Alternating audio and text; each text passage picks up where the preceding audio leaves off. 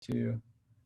Welcome back to another video update from Streetsboro City Schools. I am Andreas Johansson, Director of Operations. With me is Mr. Vincent Suber from the middle school. He's the principal there, along with Mrs. Lindsay Zenker, who's the assistant principal at the middle school. We're here to share with you some of the back to school plans specific to the middle school. Mr. Suber, take it away. Okay, let me start just kind of into our arrival. How about we just go there? Yeah, let's start with the beginning of the day. What is that going to look like for a regular student? Okay, so students typically arrive at our building around 7 o'clock. We're going to ask our students to not enter the building quite yet, while students to be outside, social distance, wearing masks until we allow students to the building at 7:15. At 7:15, we're going to then allow students into the building, but we're going to arrive in different entrances. So, for example, our sixth grade is going to use the sixth grade door. I believe it's door 17. Our seventh grade and go to their sixth grade classrooms. Our seventh grade will enter over there in door number 6, kind of by the band and choir room, because they'll have specials first. And then our eighth grade will enter through the main doors and go straight to class down using the main hallway. In addition to that, if you're eating breakfast, we're going to ask that you come in through the cafeteria door, which I believe is door number 3. You come in through those doors, sit down, eat your breakfast, and then head to class. And we expect kids to be settled in class, and hopefully we'll start our announcements around 7:30. And we'll have plenty of staff on hand to help us and help the kids in the first couple of days, point where to go, and we're ready for that. The other thing to note is that all of this will be in writing. So if you miss the door numbers, we'll communicate that to you in writing. Or if I give a wrong door number or something like that. But yes, it will be put out there for everyone to see. In addition, our buses are going to come and kind of drop kids off one-to-one. So as soon as they get off, they just enter through those doors and proceed to their classroom. And one of the things we want to note with the middle school is that we are expecting a little bit of an increase of parent traffic this year. So be super extra careful coming up through the parking lot. Look for the cones, look for the lanes that we typically create in terms of parent drop-off. Talk to us a little bit about movement inside the building. What will that look like moving in the hallways of the middle school? Okay, well, we created some signage to go on our floors and on the walls. But what's going to happen is we have 2 pretty big main hallways, which are pretty wide, pretty big. Those will be one-way hallways. So we're going to ask that all students and staff stay to the left during transition time. So when we transition, everyone was on the left-hand side. In our hallways that kind of go out to the outside to the recreation area, we're going to have the cafeteria be a one-way hallway. So you only go one way in that cafeteria hallway, and then the opposite hallway, the specials hallway, that will be a one-way in the opposite direction.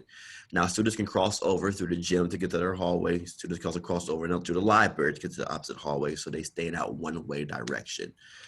In addition to that, we're going to let students transition outside. Like, for example, it's a lot easier to just cut across the courtyard to get to the band room. So we'll let students transition outside to get to those classes during that transition time.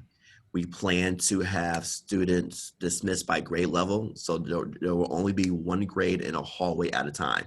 So instead of having we used to have the whole building transition at one time, but now we're going to build a schedule that's going to allow each grade to transition at itself. So we won't have all 600 kids in our hallway. That sounds like a great idea. What about moving into lunch periods for the middle school? Well, as far as transition times, it's the same. One class will go. As far as the lunch protocol, specifically talk about that, we kind of have 2 options that we're exploring right now. The first option, right now, we're unable to, with the current senior arrangements in there, we can't necessarily distance kids 6 feet apart. So what we're doing is going to get rid of all those cafeteria tables, and we're looking at a couple of different options. Option number 1 is to purchase individual eating areas. The best way to describe them is they're really expensive or fancy TV trays. But students can have those in the cafeteria. We can have those 6 feet apart, and we can fit about 100 in there. So therefore, we would have half our grades eat lunch inside the cafeteria, and the other half will go outside for the recreation period. Halfway through, they'll switch those one-way hallways. They'll disinfect the lunch tables. We'll transition during that time. Then the group in the cafeteria will go outside to the recreation area, and the recreation will come outside and eat their lunch, of course, before they leave. They'll have to disinfect their areas before they leave as well.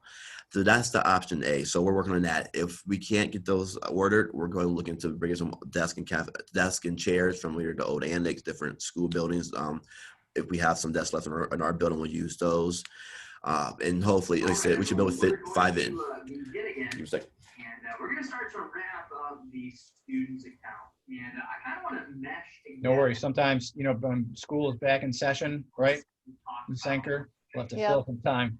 I know one sorry of the about things that. that we're doing, another thing we're looking at with those individual tables is to be able to utilize those in different ways once we can get the cafeterias tables back in there, to see how we can use those to in a different way of the other classrooms as well. So it wouldn't just be a one-time purchase for this year, one and done. It's something that we're looking at how we can incorporate these tables into our daily activities for years to come. Right. If you think about like outdoor classrooms, we can use them for. We can use them for having instruction in our hallways. We can use them for concerts. So they're going to have multi uses besides just 1 year for this crisis. Yeah, that sounds like a good plan. What about water bottles, backpacks, Chromebooks, and lockers? Ooh. Okay, so allow me. So water bottles, first of all, our water fountains are turned off. You can only use the water refill. So we're encouraged all students to kind of bring some sort of water bottle to carry around with them. I have them right here on my desk. But again, the refill bottle will still be able to use those, but no water fountains. As far as lockers, we're not going to have any lockers. And as far as Chromebooks, our students will have to carry their Chromebooks with the case for their Chromebooks. And because we have Chromebooks, we'll naturally have less supplies. So we have less paper, less folders, less textbooks, because we have Chromebooks now.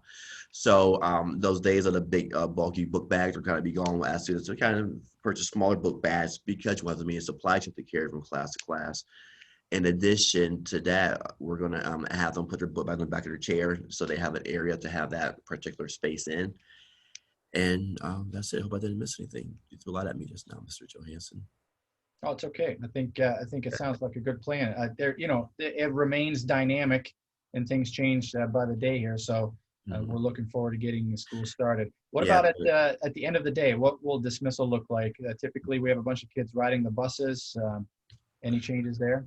Right. Well, it's funny because dismissal is kind of it's always kind of crazy. Dismissal, everybody just runs out in any door they can. But we're just going to be more organized with our dismissal now. So the same doors that the students entered in, they're going to exit out of. So the 6th grade still use their 6th grade doors, the 7th grade still use their specials, and the 8th grade still transitions out. So again, the 6th graders will use the stairs, the 8th graders would use the ramp that goes to the front door buildings, and the 7th grade will come around the sidewalk to go to their cars and go to their buses. That sounds like a good plan. And I think, as with any plan and with any beginning of the year, it'll take a few days to get ready and iron out all the issues. But again, look for more information on our website. Mrs. Zenker, anything else you want to add?